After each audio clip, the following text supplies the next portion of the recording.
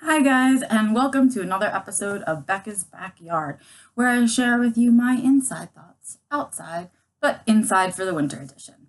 Um, it's cold outside this morning, and so I am not going out there. It's still chilly and early morning here, and somewhere in the 30s, I guess, out there. Pretty sunny. It will be gorgeous this afternoon, but unfortunately for me, I have to work this evening, so I have a work event to go to, and I can't really have the usual Sunday that I have. But I wanted to make sure that I had time with you guys today to hang out in my PJs, still in my PJs, Oprah, and tell you guys kind of what it's been like for me this week and what I'm thinking about, and maybe some tips or something if they come up. In any case, but I did make myself some notes this week because I've had kind of an odd week. It's been that transition-y week where, like the first half of last week, everyone was busy trying to rush, get everything in before the holidays. Can I get it in? Can I get it done? Lots of pressure. And then about Wednesday, everything kind of just slowed down.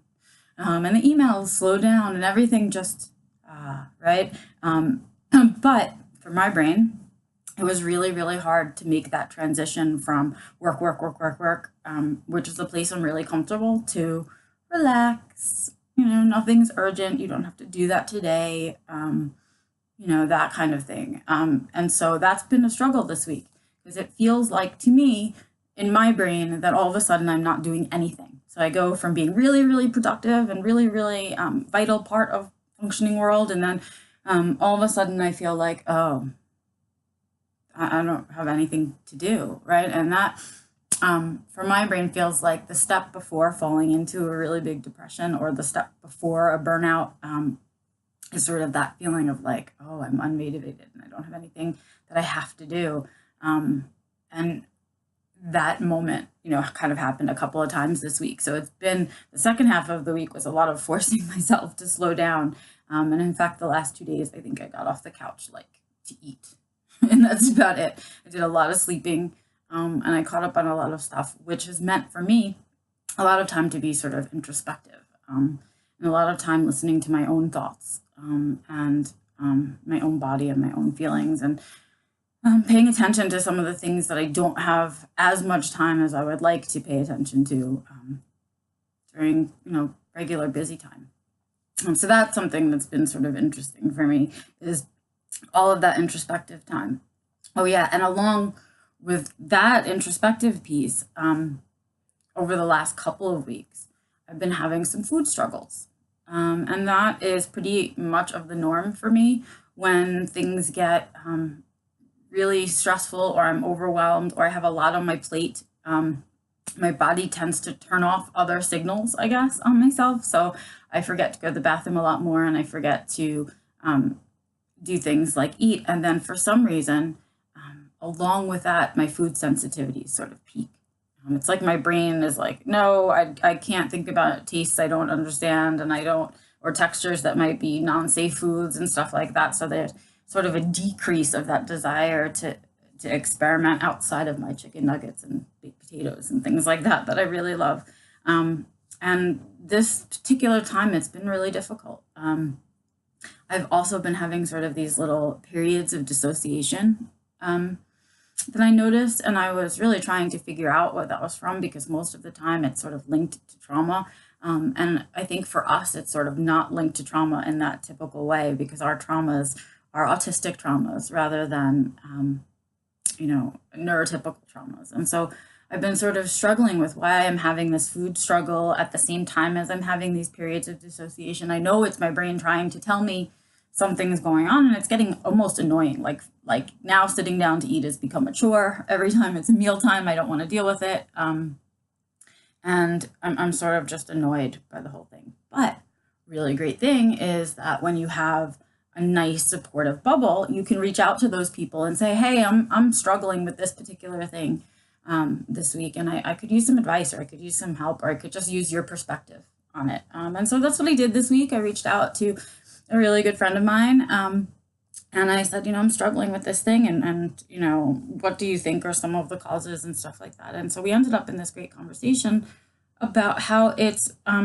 mostly for us, it's about triggering those episodes of anxiety, those episodes of fight or flight, those episodes of overwhelm. And I think for me, I'm going to be moving into a new house. And I got married this year. I got engaged this year. I moved cross country this year. And so there's a lot of, been a lot of really good work stuff, like good but heavy work stuff going on. And so I think all of those things combined are like super stressful things. And my brain goes, oh, you're going to mess this up. Oh, you can't have all these things. And then I hear the voices of the people in my head telling me how I would never have these things. You'll never own a home. You'll never have a career. No one will marry you. All of those things. No one will put up with you. Right. And so when all of these things are sort of going well, I'm like, oh, well, I'm not supposed to have these things. So something must have to happen to go wrong. That's my brain's go-to. That's the old habit that likes to happen. So there's been a lot of that. And then a lot of this sort of silent way for my brain and body to tell me I'm feeling stressed, which is with the food struggles and these dissociation periods. And stuff like that. And so it's interesting because if you sort of pay attention to what's going on and you kind of ask the why, right? Why is this happening for me? You can sort of decode it. And then, I was able to give myself a little bit of kindness and say, hey, hold on. You're not dealing with a light plate right now. You're dealing with a pretty heavy plate. And in times of that, treat yourself with some kindness. So I did. I laid on the couch for a couple of days and I thought about a lot of things. And I realized that maybe a big portion of what I'm feeling and why I'm having such a hard time kind of slowing down and enjoying this sort of break is that I really get into the routine of working and day-to-day working, and I enjoy it. And I'm somebody who would easily fall trapped to being a workaholic because it's my comfort zone. But what I realize is when I do that, I cut out time for things that I enjoy that are the other things that make up Becca, right?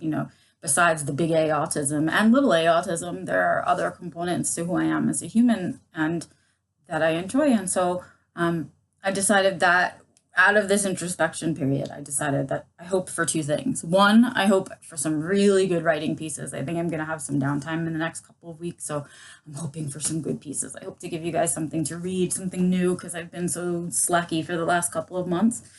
And then, the other thing that I've been looking forward to is sort of a friend of mine is starting a book club. And it's something that I had started to do or tried to do with our community. I couldn't quite figure out a way to make it work for all of us. And it turned into Neurodiversity Newsstand, which is my really fun Facebook group, where we talk about news and articles and general goings on in our community.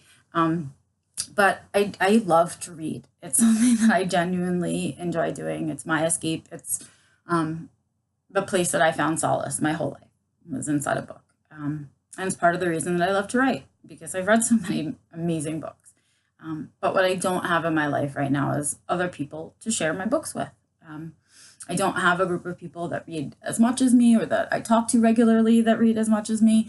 And maybe not necessarily the types of books that I want to be reading. So I do read a lot of autism books. I do read a lot of autism articles, but the other stuff that I really like to read, I like to read memoirs a lot. They're my favorite kind of thing to read.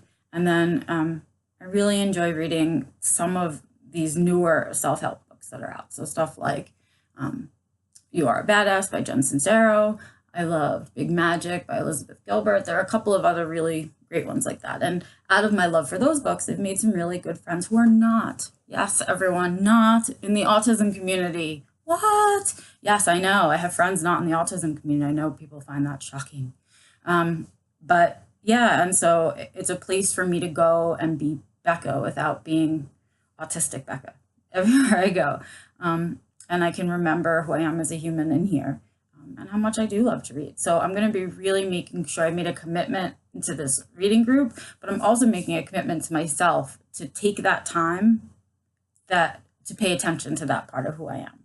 Pay attention to the part of me that loves to read, to pay attention to the part of me that likes to talk about books with other people and have conversations about big things and big topics, not politics and religion preferably, and sort of just, remember who I am, outside of being an advocate all the time. And so I need to spend some time with that for myself. And I really do need to do it for me. And so I'm going to dedicate myself to that this year. That's the one thing I'm doing for me. That's like a self-care thing that I'm going to make sure that I do with dedication this year. And the other thing that I've sort of been thinking about besides my F word, which you guys, some of you have been sharing your F words with me. I am so excited. I am so excited that not only your F words, but your P words, your B words, your D words, whatever. Everyone's been sharing me with their word. And some of you are waiting until the new year starts to reveal your word and all of that stuff. But it is so cool for me that I'm doing these videos and that you guys are doing something that I think is a really helpful little tip and trick. So along those lines, I wanted to make sure that I continue to give you the little things that I do to kind of make my way, you like that? Make my life move in the direction that I really want to see it going. And so one of the things that I also do is I keep journals. So it's, I don't even want to call them journals, they're notebooks. I don't keep a daily journal in that way. But what I do is I have a work notebook and I have a home notebook, right? So one of them becomes sort of my writing notes or things that I'm thinking about a book or some kind of project or something that I want to do, just me, that kind of thing. And then of course there's the notebook that I take with me for the year to all of my meetings, that I take all my notes in when I go to conferences, and I take all my notes and I sort of keep it together for the year so that I can go back and remember what happened that year. And I can always go back if I end up wanting to write about a topic I saw in September, I can go back to September and find my references, whatever. In any case, I got my new journals. So I thought that I would take the last few minutes of this video and just share my new journals with you because they're still in the packaging and let you know that, they're about $10. And all it is just a way to be like, oh, I have this thought and write it down. So I keep a lot of little notes like that in my phone. I have the Google Keep app. I use Keep Notes like a crazy person.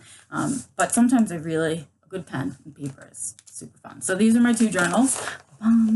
This is going to be my writing journal and home journal, probably. Good old Alice reference. I like a spiral notebook. I know a lot of people like those fancy binding ones, but I like to be able to turn them and write on both sides and really lean in on them. So that is my writing one. And ta-da! This is my cheeky use it well brain journal that I'm going to be using for work this year. So we'll remind everyone with your brains to please use it well. And that's about it for us today. And I guess, I don't know, I'm going to go do work this evening. I'm going to go, actually what I'm going to do right now, you guys, I'm going to go take advantage of the sunshine, take the dogs out, go for a hike before I have to go to work, do a little self-care. And I'll see you guys next week. I hope you have a very Merry Christmas if you celebrate, happy holidays, or just enjoy the time off. I'll talk to you guys next week.